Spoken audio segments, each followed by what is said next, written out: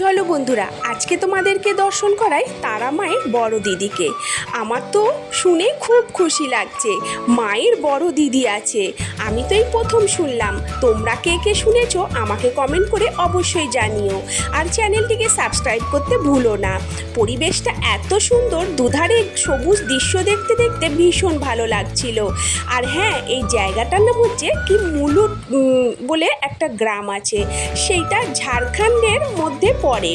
এখানে মায়ের মেন পুজোর সময় বলি হয়। আর আশেপাশের পরিবেশটা দেখো কত সুন্দর।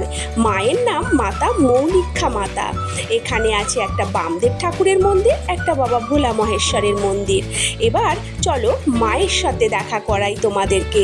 এখানে মায়ের কাছে আমার ভীষণ ভালো লেগেছে আসতে। দেখো, এখানে আমার দুই মেয়েকে মায়ের কাছে প্রণাম করালাম। আর পুরোহিত মশাই মেয়েদের কপালে মায়ের সিঁদুরে টিপ পরিয়ে দিল।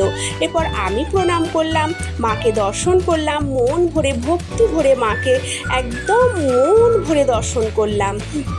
চলো এবার যাই বাম ঠাকুরের কাছে। বামদেব ঠাকুরের দর্শন ছাড়া মায়ের দর্শন ইনকমপ্লিট। হ্যাঁ, তোমরা আমাকে কিন্তু জানিও তোমাদের ভিডিওগুলো কেমন লাগছে।